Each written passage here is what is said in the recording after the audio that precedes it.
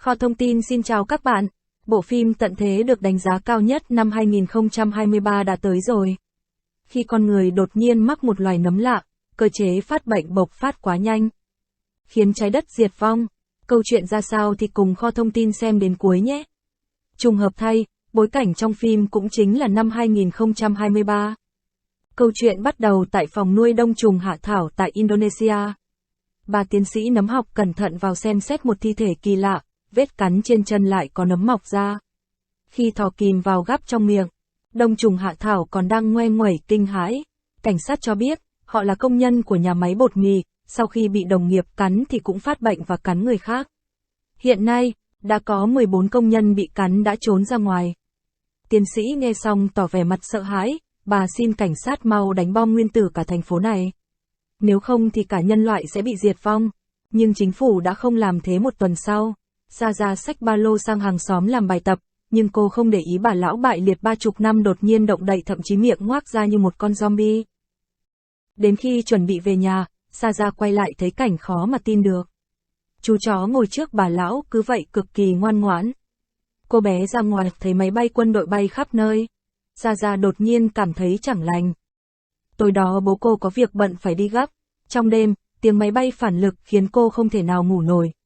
Nhưng thứ khiến cô cảm thấy khó mà tin, các kênh truyền hình đều chung một lời cảnh báo, chú chó nhà hàng xóm đột nhiên xuất hiện ở cửa, nằm vào lòng cô. Dường như gặp phải chuyện gì đó rất sợ hãi. Gia đem con chó trả về nhà hàng xóm, nhưng tới gần ngôi nhà, chú chó sợ hãi bỏ chạy. Gia tò mò vào nhà hàng xóm kiểm tra, ai ngờ, vệt máu dưới sàn khiến cô trượt ngã bên cạnh ông lão nằm trong vũng máu. Gia định đi vào cứu chợt, thấy bà lão bị liệt đang ăn thịt người. Cạnh bên, xúc cô đông trùng hạ thảo thò ra, giận cả tóc gáy. Bà lão đuổi theo khiến Gia bỏ chạy tụt quần. Cũng may bố cô kịp thời xuất hiện. Bà lão vùng lên mạnh mẽ lao tới. Rất may, người chú kịp thời xả đạn hạ bà lão. Nhưng câu chuyện kinh dị chỉ vừa mới bắt đầu.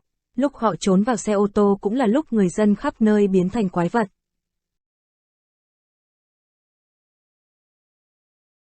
Bố nói họ bị nhiễm một loại ký sinh trùng. Người nhiễm bệnh sẽ ăn thịt người và lây cho người khác. Tạm thời, họ biết phải đến những nơi ít người trên đường đi và không dám trợ giúp ai vì sợ họ đã nhiễm bệnh. Đường lớn khá tắc nên họ chọn đi qua cánh đồng. Nhưng họ không ngờ trên thị trấn còn nghiêm trọng hơn. Trên đầu, lần lượt các máy bay chở khách bỏ chạy. Đường phố, mọi người đều đang chạy loạn cào cào. Ký sinh trùng ăn thịt đang lây lan mất kiểm soát. Không còn cách nào, họ nhanh chóng lùi xe. Ai ngờ đường phía sau vừa mới thưa thớt đã đầy người chặn lại. Nhưng khủng khiếp hơn là máy bay chở khách trên trời đâm sầm thẳng xuống đường phố. Chấn động mạnh khiến mọi người ngất lịm. Cũng may lúc tỉnh lại, cả nhà đều còn sống. Chỉ có mỗi chân Gia bị chật khớp. Họ vừa ra khỏi xe thì một xe cảnh sát đâm sầm vào. Hiện tại bốn phía đều là quái vật. Hai người bị chia cắt chỉ đành hẹn nhau ở bờ sông. Joe ôm cô Conge cố gắng đi nhanh nhất nhưng tốc độ có hạn.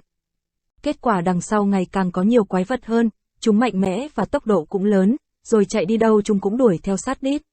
Lúc hai cha con sắp bị bắt kịp, đột nhiên tiếng súng vang lên hạ gục quái vật. Hóa ra là quân đội đã tới. Joe vội vàng hét lên nói mình không bị nhiễm, nhưng quân đội thà giết nhầm hơn bỏ sót. Anh lính cứ vậy, xả đạn về phía hai bố con. May mà Joe lăn xuống một con dốc, né được đạn. Đối phương vẫn nhất quyết giết Joe. May vào lúc nguy cấp, chú Tôm kịp thời đến cứu. Joe thì không sao, nhưng con gái anh đã bị viên đạn bắn ngay giữa bụng. Cuối cùng, Gia vĩnh viễn ra đi, trong lòng bố mình. Chớp mắt thời gian đến nới 20 năm sau, thế giới bây giờ cực kỳ hoang tàn. Những người sót lại chỉ có thể sống trong bức tường bê tông. Họ chịu sự quản lý của quân đội, ai lén phén phạm luật, lập tức bị xử tử ngay. Một cậu bé lang thang đến khu dân cư sinh sống, nhưng quân đội lập tức bắt giữ để kiểm tra. Kết quả máy quét màu đỏ cho thấy cậu bé đã nhiễm đông trùng hạ thảo, và bị mang đi để tiêu hủy để tránh lây nhiễm cho người khác. Nơi này không cho phép người ta ra vào, bị bắt hậu quả chỉ có chết. Joe làm các nhiệm vụ như tiêu hủy xác nhiễm bệnh, công việc rất tàn nhẫn mà nhận tem phiếu về trả đủ ăn. Ngày hôm đó, họ tiến hành xử tử 3 người vì đã trốn khỏi khu dân cư. Mặc dù Joe biết rằng không nên nhưng anh vẫn muốn trốn ra ngoài. Em trai Tom đã ra ngoài tìm vật tư 2 tuần nhưng vẫn chưa trở về. Để thoát khỏi bức tường họ cần mua xe và pin điện để thoát khỏi đây. Vợ anh đang đi đàm phán mua pin xe nhưng đột nhiên xảy ra vụ nổ lớn làm gián đoạn mọi thứ. Phiến quân phản loạn đang nổi dậy chống chế độ sử dụng tem phiếu. Sau đó, Anna trở về với thương tích trên mặt. Hai người tiếp tục tìm mua pin qua đối tác khác ngoài chợ. Ở phía bên kia cô bé Veronica cũng đã bị nhiễm đông trùng hạ thảo, nhưng nhóm phiến quân chỉ bắt giữ và không giết cô bé. Sau 3 tuần, họ đã tháo còng. Có vẻ như cô bé có kháng thể chống lại vi nấm. Phía Joe và Anna đi qua cái cống bỏ hoang tới điểm hẹn mua pin. Xuống tới nơi, đã thấy một xác chết mọc đầy đông trùng hạ thảo. Hai người tiếp tục đi qua một cầu thang bí mật, nhưng không ngờ rằng dưới cửa có máu chảy ra. Họ mở cửa xem, hành lang toàn là xác chết. Cục pin họ cần vậy mà bị vứt bên cạnh. Đáng tiếc nó đã hỏng rồi. Ở góc hành lang bất ngờ, truyền đến tiếng kêu, Joe tiến lại, hóa ra là cô bé và nhóm phiến quân phản loạn. Họ nhiều lần chiêu mộ Do nhưng bị anh từ chối. Biết hai vợ chồng Do muốn ra ngoài, liền làm một giao kèo. Chỉ cần Do đưa cô bé ra ngoài đổi lại, phiến quân sẽ cung cấp đầy đủ xe và đạn cho anh đi tìm em trai. Điều kiện này với Do rất hấp dẫn. Sau một hồi thảo luận, hai người cũng đồng ý. Trời tối, mọi người bắt đầu hành động. Họ chui qua cống rãnh bỏ hoang, ra khỏi bức tường. Cứ nghĩ rằng cuộc đào thoát diễn ra thuận lợi. Bất ngờ một tên lính đứng đái gần đó đã phát hiện ra. May là anh ta là người quen, nên không xả súng. Anh ta bắt mọi người quỳ xuống kiểm tra mầm bệnh. Hai người thì màu xanh, nhưng cô bé biết mình nhiễm bệnh, nên đã phản kháng. Bầu không khí trở nên căng thẳng, rồi nhớ tới đêm mất đi con gái, sự tức giận kìm nén bao năm. Cuối cùng, bộc phát ra. Anh đè tên lính ra đất đấm cho đến chết, mà cảnh này trong mắt của Ellie lại là sự hưng phấn kỳ lạ. Lúc này Anna phát hiện ra máy dò phát ra màu đỏ. Giờ họ mới biết cô bé kia nhiễm bệnh từ bao giờ. Nhưng thời gian không có nhiều. Họ vội vàng vượt rào thép đi vào khu vực nguy hiểm, đầy rẫy quái vật sáng. Hôm sau, mọi người đi tiếp. Khung cảnh thành phố New York hoang sơ đến mức đáng sợ. Cô bé chính là chìa khóa để tìm ra vaccine chữa bệnh cả nhóm. Lập tức di chuyển về hướng đó, nhưng đi được một đoạn, họ gặp phải cảnh tượng kinh hoàng. Đám người nhiễm đông trùng hạ thảo đang nằm quằn quại bên dưới. Anna nói chúng có thể kết nối với nhau, một con có động ngàn con khác cũng sẽ lao đến. Để tránh quái vật, họ chỉ đành đi đường vòng. Đến một tòa nhà chắn ngang lối đi, cả nhóm quyết định đi qua tòa nhà. Bên trong khắp nơi đều là xác người nhiễm đông trùng hạ thảo. Bất ngờ, cô bé phát hiện một người vừa mới bị giết. Cả nhóm sợ hãi không dám thở mạnh. Họ nhẹ nhàng di chuyển vì có thể quái vật đang ở trong. Khi họ bước qua những thi thể, cô bé giẫm phải một bàn tay giật thót cả tim. Đến khi cả nhóm lên trên tầng lầu, căn gác xếp bên cạnh đột nhiên sập xuống. Tiếng động mạnh bắt đầu thu hút quái vật, một con quái vật từ từ tiến vào. Ngay sau đó lại thêm một con từ hướng khác. Quái vật bị mù nhưng lại nghe được, nên giờ mà đánh giám một cái cũng mất đi mạng người. Không may, một con lao đến khiến Joe sợ hãi nổ súng. Xem chừng bây giờ thì ăn loạn rồi. Hai người vừa chạy vừa dùng súng bắn chặn, cô bé chỉ có thể bò trườn dưới sàn. Joe bên này núp vào tủ nhưng súng đã hết đạn, con quái vật đầu nấm cũng đã mò đến đây. Joe tranh thủ lắp đạn vào súng, vừa hay cô bé cũng ở ngay cạnh, Joe ra hiệu hai người nhẹ nhàng ra ngoài. Không may họ đạp phải thủy tinh, quái vật thấy vậy tức tốc lao đến cắn. Nó đè chặt hai người xuống sàn, cũng may Joe có súng, bắn được quái vật. Tiếng súng nổ, thu hút con khác lao đến. Đồng thời, Joe cũng phát hiện phải bắn vào đầu mới giết được tụi này. Chuyện đã xong, nhưng cô bé đã bị cắn vào tay. Vì nghĩ cô bé có kháng thể nên họ cũng mặc kệ. Cả nhóm ra phía ngoài tòa nhà. Họ cần mau tới được căn cứ trước khi trời tối. Vừa đi vô, vừa để ý xem cô bé có thể phát bệnh thêm không. Đi một lát, Joe thấy một xe tải quân đội khá mới, nhưng đến nơi phát hiện người lính đã chết rồi. Vệt máu dưới đất cho thấy họ vừa vào trong nhà để trốn. Cả nhóm vào trong, thấy khắp nơi toàn là xác người. Có vẻ trong số họ có người nhiễm bệnh, đã tự tàn sát lẫn nhau. Đoạn 10, cảm thấy nguy hiểm, Joe muốn quay về nhưng vợ anh nhất định muốn đến phòng nghiên cứu vaccine. Cô bé liền nói cô ta đã bị nhiễm, quả nhiên vừa nãy trong nhà cô vợ đã bị cắn vào vai. Bất ngờ, một xác chết động đậy khiến Joe nổ súng. Không may, tiếng súng đã đánh thức các xác chết xung quanh. Họ chỉ có 1 phút trước khi chúng đến, biết mình sắp chết, Anna đổ hết xăng ra nhà. cô muốn hy sinh để chặn đường cho hai người chạy thoát. Joe đau lòng kéo cô bé đi để Anna ở lại. Ngay sau đó, đám quái vật tràn vào. Anna bật lửa đốt xăng nhưng mãi không cháy. Cuối cùng, một con lao đến cắn cô, cũng là lúc chiếc bật lửa cháy sáng đốt cháy đám quái vật. Hai người chạy ra phía sau nhà may mắn thoát khỏi. Không còn đường lùi, họ chỉ có thể tiến lên. Để đến được trạm nghiên cứu, đi xuyên rừng, thứ họ cần cảnh giác không chỉ là quái vật mà thậm chí cả những người còn sống sót quanh đây. Thấy một ngôi nhà, hai người vào tìm thêm trang bị. Trong căn phòng, Veronica vô tình phát hiện ra một căn hầm. Cô tò mò xuống xem thử, cuối cùng cũng tìm thấy một hộp băng vệ sinh. Đang vui sướng, đột nhiên có tiếng động, hóa ra bên cạnh là một xác chết bị gạch đá đè. Có vẻ quái vật muốn nói với cô gì đó. Cô bé lấy dao rạch thử, rồi bất ngờ đâm một dao lủng xoáy quái vật. Cô bé ra ngoài cầm băng vệ sinh mang theo. Vui vẻ, hai người tiếp tục cuộc hành trình. Họ băng qua những nơi có rất nhiều xương, chứng tỏ những người này đã bị các đơn vị bắn trước khi nhiễm bệnh. John đau lòng kể lại chuyện cũ. Nơi này anh nhớ lại 20 năm trước khi đại dịch mới xảy ra. Quân đội sơ tán những người chưa nhiễm. Toàn bộ người dân được đưa lên xe chở vào khu cách ly. Joe biết, nghe chính phủ vào cách ly chỉ có chết. Anh trốn ở nhà không bị mang đi. Giờ cả thành phố chỉ còn mình anh ở lại. Còn vợ đi lấy đồ tiếp tế để sống trong nhiều năm. Lắp các bẫy trông, bẫy sập quanh nhà. Cứ như vậy John tự xây dựng một vương quốc nho nhỏ. Rất nhanh, 4 năm trôi qua, đến năm 2007. Hơn 7 tỷ người đã nhiễm nấm đông trùng hạ thảo. Kẻ nào lảng vảng đến vương quốc của John đều bị chết ngay. Cho đến một ngày có người còn sống sập xuống hố bẫy. John tốt bụng đẩy thang xuống cho anh ta lên. Vốn dĩ anh chỉ muốn đuổi hắn đi khỏi, nhưng hắn ta quá đói, nhất định đòi xin ăn một bữa. Thế là John lại tốt bụng cho anh ta vào nhà sau. Khi tắm rửa sạch sẽ, lại được ăn ngon, kẻ lạ cảm thấy ở đây không khác thiên đường là mấy. Ngoài kia khổ cực bao nhiêu, ở đây lại sướng bấy nhiêu. Hai thằng sau đó sống với nhau thêm 6 năm. Thỉnh thoảng David cũng mời hai vợ chồng John đến chơi cho vui. Đột nhiên, một đêm có đám cướp muốn tấn công nhà họ. Bẫy tự động được kích hoạt, phụt lửa xịt ra loạn xạ. Tiếng động lớn đánh thức David trong nhà. Anh chạy ra ngoài đã thấy John đang bắn nhau với chúng. John không may bị trúng đạn vào bụng. David vội vàng đưa bạn vào trong. Ngay sau đó phẫu thuật gắp ra viên đạn. Đến 2023, hai thằng cũng đã khá già, thao tác chậm chạp. Có vẻ cũng sắp xuống lỗ. Hai thằng quyết định uống thuốc ngủ, ra đi thanh thản vô cùng. Anh cùng cô bé quay lại nơi này, vào trong nhà phát hiện mọi thứ đã bị phủ bụi. Bên trên bàn có một bức thư cho anh, kèm theo chìa khóa. John bàn giao tất cả tài sản lại cho Joe. Nhanh chóng đi lấy thêm đồ đạc, vô tình thấy khẩu súng, cô bé liền bí mật mang theo. Hai người lấy ô tô của John rời khỏi. Cứ như vậy, đi suốt một ngày một đêm. Trưa hôm sau, họ đến cây cầu vượt. Nhưng đống xe đổ nát đã chặn cầu lại. Để đi tiếp, Joe bắt buộc phải đi đường vòng.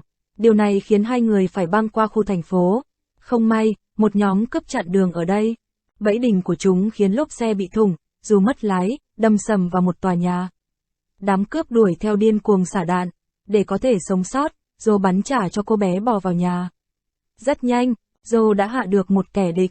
Kẻ còn lại đuổi theo Joe vào trong nhà, nhưng kết cục đã bị Joe hạ nốt. Thêm kẻ khác bất ngờ tấn công đột nhập từ phía sau. Hắn đè anh xuống, kẹp cổ, sắp tắt thở. Lúc nguy cấp, cô bé lấy súng ra kịp thời cứu nguy. Hai người lò dò ra ngoài thấy kẻ địch tới rất nhiều. Họ tạm thời đành trốn vào trong nhà ẩn náu. Nhóm cướp lúc này kéo 3 tên bị Joe bắn về. Hóa ra chúng là phiến quân chống lại quân đội chính phủ. Quân đội cũng đang truy tìm phiến quân. Hai người ở đây không may bị kẹt vào giữa cuộc chiến này. Tình thế bắt buộc, Joe đành phải đào tạo cô bé về súng. Nửa đêm, hai người leo cầu thang lên một tòa cao tầng để ngủ, đề phòng có kẻ đột nhập vào. Không ngờ vừa ngủ một lát đã có hai kẻ giơ súng ngắm vào đầu cô bé và Joe. Cùng lúc này, nhóm phiến quân bên ngoài đã nổi loạn. Chúng tấn công và đã chiếm được khu cách ly này. Quân phản loạn đi khắp nơi tìm kiếm quân đội để giết hoặc những người thân của quân đội cũng đều bị bắt lại. Thủ lĩnh nhóm phiến quân ở đây, Melanie, ra lệnh phải truy lùng suốt đêm, lùng sục từng nhà để tiêu diệt hết nhóm binh lính. Đặc biệt là kẻ chỉ điểm của quân đội là Henry. Henry vô tình trông thấy Joe đấu súng với nhóm phiến quân và nghĩ Joe có thể là người tốt nên cậu đã âm thầm theo dõi. Hy vọng hai bên có thể hợp tác và giúp đỡ nhau. Henry biết lối thoát ra khỏi thành phố, cậu đề nghị sẽ chỉ đường, còn Joe sẽ đi cùng để giúp đỡ họ vì bốn xung quanh đều có lính canh gác. Cách duy nhất để đi xuống đường là tàu điện ngầm nơi quân đội đã chôn hàng triệu người bệnh dưới đó. Nghe xong, Joe cảm thấy nguy hiểm vãi cả lồi, nhưng Henry lại nói rằng đó là cách duy nhất. Bàn kế hoạch xong, mọi người lập tức di chuyển rất nhanh chóng. Bắt đầu xuống dưới đường hầm, đi một đoạn chả thấy quái vật nào cả. Có lẽ hàng triệu xác sống kia ở đường hầm khác. Đến khi trời tối, cả nhóm đi lên mặt đất vẫn chưa gặp cản trở nào. Họ chỉ cần qua con sông trước mặt là hoàn toàn thoát khỏi phiến quân. Nhưng bất ngờ có tiếng súng bay đến, cả nhóm vội vàng nấp vào chiếc xe. Có kẻ bắn tỉa đang bắn ra từ nóc tòa nhà, Joe để mọi người ở lại rồi chạy đường vòng, rất nhanh chóng đã tiếp cận được ngôi nhà đó. Anh cẩn thận rón rén đi lên cầu thang, cuối cùng Joe đã khống chế được kẻ đó là một ông già. Dù vốn dĩ muốn cho ông ta sống, nhưng ông già nhất quyết bắn trả, khiến Joe phải giết luôn. Đúng lúc này, nhóm phiến quân nghe tiếng súng đã đến. Đám trẻ vừa chạy vừa cố gắng bắn trả. Đúng lúc nguy cấp, Joe trên nhà, kịp bắn tỉa hạ gục lái xe. Xe mất lái đâm vào nhà, gây ra một vụ nổ lớn. Henry cũng kịp kéo cô gái núp vào sau xe. Nhưng nhóm phiến quân kéo đến cực kỳ đông và hung hãn. Vì họ đã biết cậu ta ở đó, Henry đành đầu thú để cơ hội chạy trốn cho ba người. Melanie định bắn Henry, đúng lúc này chiếc xe tải đột nhiên lọt xuống hố. Đột nhiên từ dưới đất hàng ngàn quái vật bò lên, chúng lao về nhóm phía quân tấn công điên cuồng. Joe trên nhà bắn xuống trợ giúp cho cô bé bên dưới. Mọi người dùng tất cả hỏa lực hiện có bắn trả nhưng quái vật quá đông, nhanh chóng áp đảo tình hình. Lần lượt từng phiến quân bị hạ, nhưng đó chưa phải là điều đáng sợ nhất. Một quái vật khổng lồ xuất hiện, có sức mạnh vượt trội, phó thủ lĩnh xả súng vào hắn không có tác dụng gì. Hắn lao đến, vặt đầu như vặt quả vải. Ellie lúc này đang ở trong xe. Không may một quái vật đầu nấm lao vào tấn công cô bé. Ellie thông minh vội chạy ra ngoài. Cô bé thấy hai anh em Henry đang gặp nguy cấp, liền vội vàng lao đến trợ giúp hai người. Ba đứa thành công thoát khỏi nguy hiểm. Melanie súng chặn đường, khống chế. Đột nhiên, một quái vật lao đến, ăn thịt cô ta. Nhờ vậy, cả nhóm 4 người thoát khỏi. Chỉ còn lại đám thây ma đang tàn sát mọi người. Nhóm Joe sang bên kia sông tạm trú trong ngôi nhà vắng. Nhưng cậu nhóc không may đã bị cắn vào chân. Ellie nghĩ rằng bản thân có kháng thể. Cô bé liền rạch tay bôi máu vào vết cắn của cậu em kia. Sáng hôm sau, tưởng chừng cậu nhóc đã ổn, không ngờ cậu bé vùng dậy tấn công Ellie. Người anh lúc này bắt buộc nổ súng. Nhưng bắn em trai xong lại cảm thấy quá đau lòng, không chịu nổi, cuối cùng đã tự kết liễu. Joe cẩn thận đắp mộ cho hai người, sau đó lại cùng Ellie tiếp tục hành trình đi cứu trái đất. 3 tháng sau, tại một căn nhà trên núi, Joe dùng súng khống chế hai ông bà già còn sống ở đây. Anh đã bị lạc, chỉ muốn hỏi đường, ông già tốt bụng chỉ bản đồ cho Joe. Còn nhắc nhở Joe đừng qua sông vì bên đó nhiều thây ma lắm. Nhưng hai người vẫn quyết định đi. Hai người cứ vậy đi mãi, cuối cùng cũng đến con sông. Joe dẫn cô bé cẩn thận đi qua cầu sắt sang bờ bên này. Họ gặp một con đập thủy điện, Joe vừa mới dở bản đồ ra xem. Từ phía sau, bất ngờ một nhóm người cầm súng lao đến bao vây họ. Chúng cho chú cún lên kiểm tra xem hai người có nhiễm bệnh không. Đến khi nó kiểm tra cô bé, Joe căng thẳng tột độ nhưng quay sang đã thấy nó chơi đùa với cô bé. Thấy không có bệnh, nhóm người cho Joe và Ali vào thành. Không ngờ vậy mà em trai của Joe lại sống ở đây. Hai anh em gặp nhau vui mừng khôn xiết. Cộng đồng này đã sống ở đây được 7 năm. Cô gái cho biết họ đã chống lại hàng trăm nhóm cướp nhỏ. Con người đôi khi còn đáng sợ hơn xác sống nhiều. Tommy muốn để cho Joe một căn nhà nhỏ để sống. Nhưng giờ vẫn muốn đưa Ellie đến căn cứ thí nghiệm. Đó là hy vọng duy nhất để cứu loài người. Joe nài nỉ Tommy đi theo nhưng Tommy đã có vợ con liền từ chối.